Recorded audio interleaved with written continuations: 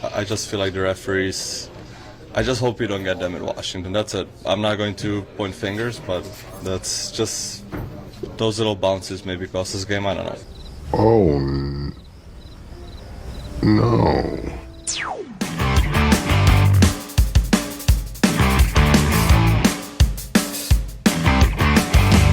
What's up tout le monde, c'est ton boy Max. Capitals 5, Canadiens 2. Bon, 2 buts dans des filets déserts pour les Capitals de Washington. Et après tout le beau momentum qui avait été créé dans le match numéro 3, au lieu de retourner à Washington à égalité 2-2 dans la série, le Canadien s'en va dans la capitale américaine au bord du gouffre. Bienvenue à cette 4e vidéo du High Test où on regarde la partie, les statistiques avancées, en faisant d'abord des takes, des prises de position sur la rencontre et on vérifie si ce qu'on a vu, ben, si ça passe, le High Test.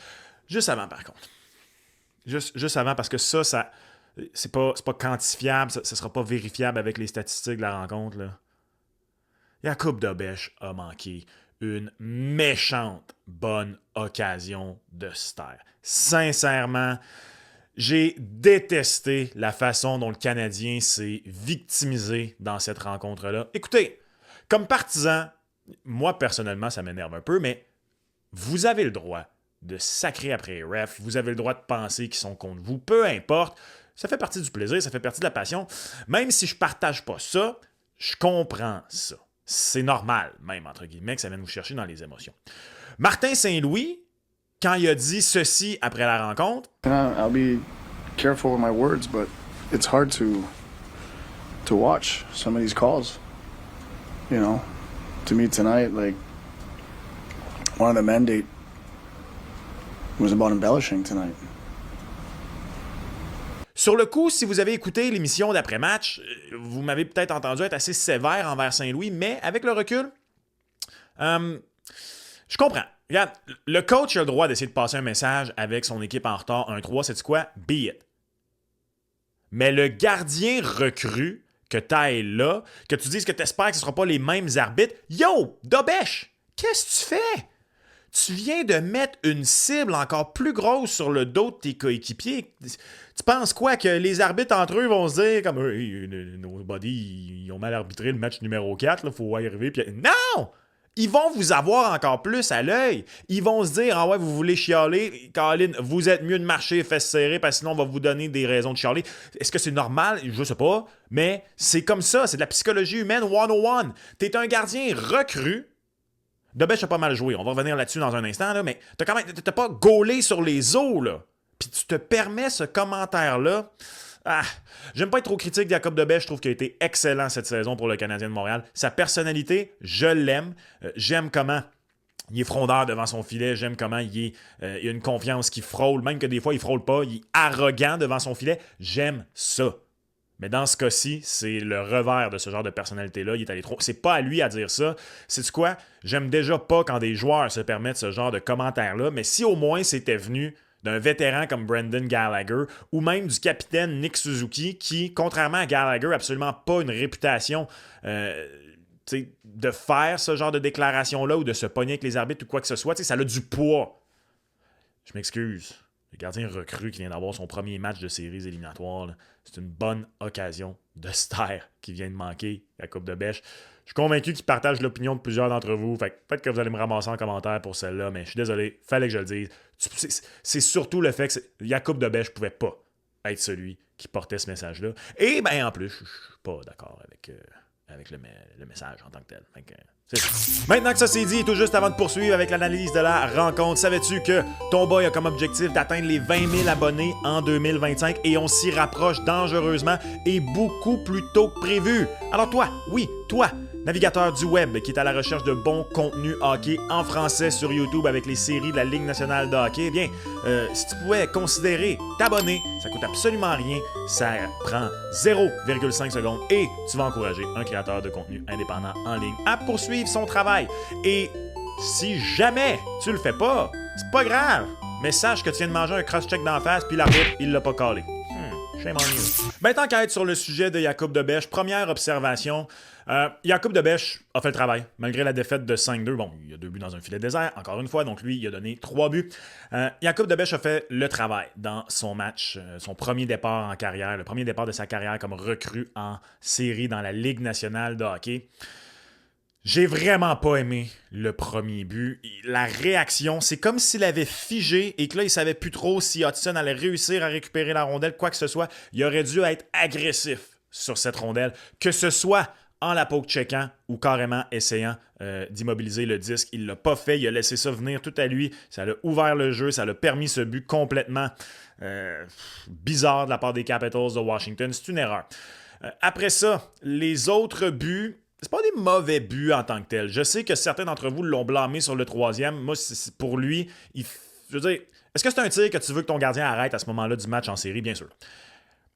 Jakub Dobeš est ton gardien recru numéro 2 qui rentre dans le match comme ça. La première erreur revient à Kaiden Guhle qui avant ça avait un bon match. La deuxième erreur, puis même à ça, encore une fois, c'est pas lui non plus le premier, mais Christian Dvorak, une fois que Mangiapane récupère la rondelle, on laisse Mangiapane manipuler la rondelle et rentrer en zone offensive comme dans du beurre mou. Fait que les 3 joueurs impliqués, Guhle, c'est Xhekaj qui est à sa droite et Christian Dvorak sont plus à blâmer pour moi que Jakub Dobeš sur le 3e but des Capitals de Washington. Après ça, c'est vraiment une erreur d'équipe, entre guillemets. T'sais, les 4 ont une petite part du blâme. Je dirais par contre que Xhekaj a vraiment pas tant de blâme sur celle-là. Là. C'est facile de blâmer Xhekaj, mais je pense que c'est vraiment Guhle qui est allé se coller sur Xhekaj et qui a ouvert ça pour Mangiapane. C'est plate pour Guhle qui connaissait un bon match avant ça. Mais bref, Jakub Dobeš a fait de gros arrêts et je trouve pas qu'il t'a perdu le match. Un gardien numéro 2, d'autant plus un gardien numéro 2 tout jeune comme Jakub Dobeš, premier match de séries éliminatoires, qu'est-ce que tu veux qu'il fasse dans un match où il rentre comme ça, comme partant? Tu veux pas qu'il te perde la rencontre. Après ça, tout le reste, c'est du bonus. S'il te vole le match carrément, s'il y a un facteur important dans la victoire, peu importe, tout le reste qui vient après le fait qu'il n'est pas responsable de la défaite, il t'a pas coûté la rencontre, c'est du bonus. Tu voudrais que ton gardien, dans cette rencontre-là, entre guillemets, n'ait pas été un facteur, qui finisse à 0 but sauvé, en fait. Est-ce que c'est vraiment ça qui est arrivé, par contre, pour Jakub Dobeš? Allons voir. Donc, si on regarde les statistiques avancées, juste ici, donc, Mon Époque, le lien vers toutes ces statistiques-là, d'ailleurs, encore une fois, c'est disponible dans la description de la vidéo. 2,1 buts attendus contre lui, donc moins 0,9 buts sauvés pour Jakub Dobeš. Ceux qui ne sont pas familiers avec cette statistique-là, juste ici, goal save above expected, moi, c'est ma référence pour la qualité d'un gardien de but. Comme toutes les statistiques de gardien de but, elle n'est pas parfaite, mais pour ceux qui ne connaissent pas cette statistique-là, plus le chiffre est élevé, meilleur t'es. À titre d'exemple, la saison MVP de Carey Price, j'ai pas le chiffre devant moi, mais il avait fini avec quelque chose comme 45 buts sauvés. Donc, c'est quelque chose comme 0,75 buts par match. 0, ça veut dire que tu es exactement le gardien moyen. Tu as fait le travail que tu aurais dû faire. Tu n'as pas donné plus de buts qu'un gardien moyen aurait fait à ta place.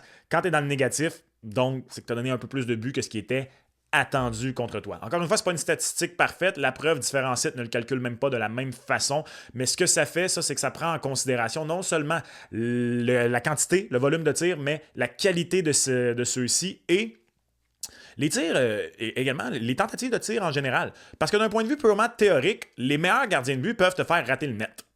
Je sais que c'est un peu bizarre à dire, là, mais pour expliquer ça clairement, imaginez un instant que vous tirez sur une feuille de plywood et que le seul endroit où il y a un trou dans la feuille de plywood, c'est un tout petit trou à peine plus gros que la rondelle, côté mitaine, à la jonction entre la barre horizontale et le poteau. Puis tu dis à Ovi, de son point de prédilection, essaye de marquer là, 10 tirs.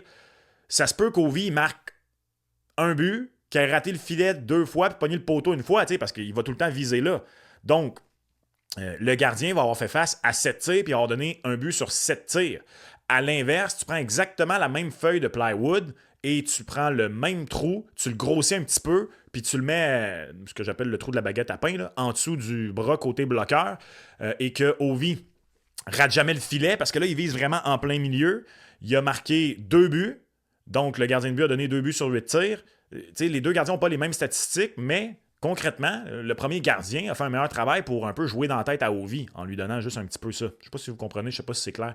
Laissez-moi savoir en commentaire. C'est le principe du goal save above expected, c'est d'essayer d'évaluer la performance d'un gardien de but en prenant en considération la défense devant lui et le travail en général qu'il fait au-delà de... il a fait 9 arrêts sur 10 tirs, qui est aussi une statistique à prendre en considération, là, soit dit en passant. C'est pas uniquement... Toutes les statistiques de gardien de but, je pense que c'est important de les mettre en perspective. Puis même si on regarde là, concrètement les statistiques traditionnelles de Jakub Dobeš, ça va un petit peu dans le même sens. 21 arrêts sur 24 tirs, 875 le taux d'efficacité, donc un peu en deçà de ce que tu aurais voulu, mais rien de catastrophique non plus. Donc, somme toute, je pense que le Canadien, si Samuel Montembeault est pas prêt à jouer le match numéro 5, peut gagner un match avec Jakub Dobeš sans problème. Je ne suis pas inquiet de ce côté-là. Jusqu'ici, je trouvais que le deuxième match était le pire match du premier trio du Canadien de Montréal. Et jusqu'ici, dans toutes les rencontres, on avait beaucoup nos chances de marquer, que ce soit à 5 contre 5 ou en avantage numérique. La seule différence, c'est que dans le match numéro 2, le premier trio avait également concédé beaucoup plus de chances de marquer à l'adversaire. Je pense que le match numéro 4, malgré le fait que c'est Slavkovski et Caulfield qui ont marqué, en tant que tel, comme unité, ça a peut-être été le moins bon match du premier trio. Particulièrement à 5 contre 5, parce qu'on a bien fait en avantage numérique. L'addition d'Ivan Demidov, on va revenir là-dessus, a vraiment changé les choses. Mais c'est que j'ai trouvé que le premier trio n'a pas été capable de générer à 5 contre 5, contrairement aux autres rencontres. Donc, si on va voir qu'est-ce que ça donne concrètement. Donc, ça ici, encore une fois, ce sont les buts attendus, le pourcentage. Donc, à 5 contre 5, ce serait c'est le trio d'Evans, Demidov, Newhook qui a été le meilleur. Intéressant. Tendance à être en partie d'accord avec ça. Un honnête match de ce trio-là. Et effectivement, après ça, Gallagher, Dvorak, Anderson et Slavkovski, Suzuki, Caulfield, on est en dessous du 50%. Donc, on était sur la glace à 5 contre 5 pour plus de chances de marquer adverse que de chances de marquer du Canadien. C'est que, en fait, j'ai hâte de voir, mais je trouve qu'on n'a simplement pas... Ben voilà. Tu sais, ça a vraiment été un match un peu plus sans histoire, je trouve, pour le premier trio. Pas beaucoup de buts attendus à 5 contre 5, mais pas tant non plus de buts attendus contre. En même temps, 0,36, c'est le trio qui en a le plus contre. Oui, effectivement. 0,60. Excusez, je n'étais pas au bon endroit. 0,45 et 0,66. Donc, OK, un petit peu plus de buts attendus pour, un petit peu plus de buts attendus contre. Mais c'est pas un mauvais match, quoi que ce soit. C'est que en retard 2-1, comme ça, je me serais attendu à ce qu'on maintienne la pression. Ceci étant dit, on s'est repris en avantage numérique du côté du premier trio. Chacun des membres du premier trio a jusqu'ici 2 buts dans la série. Donc, on ne peut pas vraiment en vouloir à l'équipe. Au-delà du premier trio en tant que tel, par contre, observation numéro 3, c'est que Juraj Slavkovski, je pense, a été le meilleur joueur du premier trio dans cette rencontre-là. Je l'ai vraiment trouvé excellent. Son entrée de zone contrôlée ne lui donne pas de points sur le... Ben, en fait, c'est pas vrai, c'est lui qui a marqué un peu plus tard. J'allais dire, ça lui donne pas de points, c'est le premier but. C'est lui qui l'a mis dedans. Son entrée de zone contrôlée est ce qui a permis, après ça, à Hudson, à Demidov d'aller créer le jeu. Il s'est bien placé à l'embouchure du filet et il récolte ce qu'il a semé. Quel jeu d'Ivan Demidov là-dessus! Mais vraiment, j'ai beaucoup parlé jusqu'ici dans ces vidéos-là du fait que je trouve qu'Ivan Demidov s'améliore de match en match. On peut dire la même chose de Juraj Slavkovski. Je le sais qu'il y en a encore plusieurs d'entre vous qui veulent le voir être plus mean, être plus ci, plus ça, mais vraiment, je pense que pour des premières séries éliminatoires, on commence tranquillement pas vite à avoir un joueur qui va être franchement intéressant, même si je pense pas qu'il va devenir le joueur de franchise, quoi que ce soit, du Canadien de Montréal. J'ai aimé, somme toute, le match de Juraj Slavkovski dans cette rencontre. Parlons d'Ivan Demidov maintenant et de Lane Hudson. Quel match pour Ivan Demidov! Quel match! C'est comme, je veux dire, il y a 2 passes, oui, mais dans son temps de jeu limité, vraiment, moi, ça, j'aime ça. Je suis pour la façon dont Martin Saint-Louis utilise Ivan Demidov présentement. On lui donne des minutes qui vont le faire valoir offensivement. L'avoir ajouté à la première vague d'avantage numérique, même si ça a été forcé par la blessure de Patrick Laine. Je pense que peu importe ce qui arrive avec Laine, le reste de la série, tu peux pas revenir en arrière. Demidov amène un facteur complètement différent du côté droit, comme gaucher, contrôle la rondelle, il peut marquer, il peut créer. Le jeu qu'il crée de toutes pièces sur le premier but de Juraj Slavkovski, sensationnel. Sur le deuxième but, même si c'est une passe secondaire, c'est pas grave, un peu plus tôt sur la séquence, il fait un excellent jeu le long de la rampe. Un joueur moins talentueux aurait peut-être remis la rondelle un peu plus en panique à Lane Hudson. Ça aurait peut-être permis de poursuivre la séquence, mais pas de aussi belle façon que lui a fait. La gardant, il s'est rendu compte qu'il était capable, il est descendu un petit peu plus bas, a continué à créer, ça a amené quelques secondes plus tard au but de Cole Caulfield. Qu'est-ce que ça dit par contre sur Ivan Demidov? On dit à 5 contre 5 qu'il a carrément été le meilleur joueur du Canadien pour 80% de chances créées, très peu de chances contre. Je pense que là-dessus, le crédit revient beaucoup au fait justement qu'on le protège dans ses minutes. C'est intéressant quand même. Ouais, je trouve que ça fit. J'ai pas trouvé qu'Ivan Demidov a été pris dans son territoire très souvent. Il y a eu des occasions de marquer. Si on va dans toutes les situations et on ajoute les... Ah tiens, il baisse. Wow, il baisse. Ah ouais, mais pourquoi?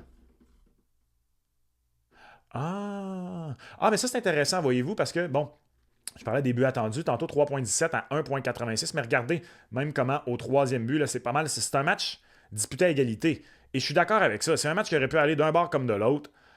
Et c'est que là, à la fin, Demidov, évidemment, est sur la glace pour toutes ces occasions-là des Capitals qui marquent 2 buts dans des filets déserts. Effectivement, ça, c'est une chose quand on regarde ce genre de statistiques-là. C'est pour ça que je dis que c'est important de les prendre, de pas juste les regarder à face value, là, comme disent les Anglos, puis de les mettre en perspective. T'sais, ça fait descendre beaucoup de joueurs. Premier trio, Demidov, ceux qui étaient sur la glace, parce que, en toute fin de rencontre, quand tu essaies d'aller chercher un but, tu es là pour des... Je veux dire, il n'y a plus de gardien. Je ne sais pas si vous comprenez ce que je veux dire. Là. Évidemment que les buts attendus vont être through the roof. Donc, c'est à mettre en perspective. Mais j'ai vraiment trouvé qu'Ivan Demidov a été bon dans ce match-là pour le Canadien de Montréal. Et une dernière petite observation, finalement, ce qu'on a tellement bien fait, je trouve, effectivement. Donc, dans le match numéro 3, le Canadien avait fait un travail sensationnel, finalement, d'aller chercher beaucoup de chances de marquer de l'enclave. On n'a pas autant diminué que j'aurais cru. Ceci étant dit, je suis pas mal sûr que si on s'attardait sur la majorité de ces chances-là, sont venues en avantage numérique. C'est ce que j'ai pas aimé, c'est que le Canadien, à 5 contre 5, je trouve qu'il l'a généré niet. 0. Est-ce qu'on était trop concentré à vouloir protéger notre gardien recru de l'autre côté? Peut-être, mais regardez, on n'a quand même pas réussi ça. Les Capitals de Washington ont eu beaucoup plus de chances de marquer du bas de l'enclave. On a été excellent en désavantage numérique du côté du Canadien de Montréal. On n'a rien donné. 0-5 les Capitals de Washington en avantage numérique. Ça vient un peu boucler la boucle avec ce que je disais en début de vidéo sur le fait que le Canadien peut chialer comme il veut sur les arbitres et les punitions. Il y a eu 5 punitions pour les Capitals pour le Canadien. Il y en a eu 4 pour les Capitals de Washington. Le Canadien était 2-4 en avantage numérique. Les Caps ont été 0-5. S'il y a quoi que ce soit, les arbitres ont été le Canadien. Le Canadien était meilleur en désavantage numérique, a créé son momentum en désavantage numérique pour après ça aller marquer. Donc, va falloir, à Washington, resserrer le bas de l'enclave, être discipliné, être complètement discipliné. Tu ne peux pas te permettre, surtout que là, tu t'es mis une cible dans le dos avec ces commentaires-là, il va falloir que tu sois nickel. Et si le Canadien est discipliné, peut-être réussira-t-il à aller chercher un match âprement disputé à Washington. Personnellement, ma prédiction était Capitals en 5. Je pense encore que ça se termine en 5. Je pense qu'encore une fois, le Canadien ne va pas se faire déclasser, va être en mesure de disputer une rencontre chaudement disputée jusqu'à la toute fin, mais que le manque de profondeur va venir rattraper le Canadien peut-être au bout du compte. Surtout, hâte de voir ce qui arrive avec Alexandre Carrier, mais si tu n'as pas Alexandre Carrier, si tu n'as pas de Samuel Montembeault, si le Canadien réussit à aller chercher ce match-là à Washington, pas de Carrier, pas de Montembeault, ça va être une victoire tellement méritée et qui va encore une fois démontrer le caractère de cette équipe-là. Parce que soyons honnêtes, malgré la défaite et tout ça, le Canadien en démontre beaucoup de caractère dans cette série-là jusqu'ici. Qu'est-ce que tu penses de tout ce qui a été dit dans cette vidéo? N'hésite pas non plus, même s'il faut que tu me roastes, n'hésite pas à poliment roaster ton boy en commentaire si tu n'es pas d'accord avec ce que j'ai dit sur ce que Debèche a dit sur les officiels. Tu veux aller voir la même vidéo, mais pour le match numéro 3, c'est juste ici, match numéro 2, juste là. Abonne-toi, like la vidéo, et comme toujours, on se reparle. Ciao!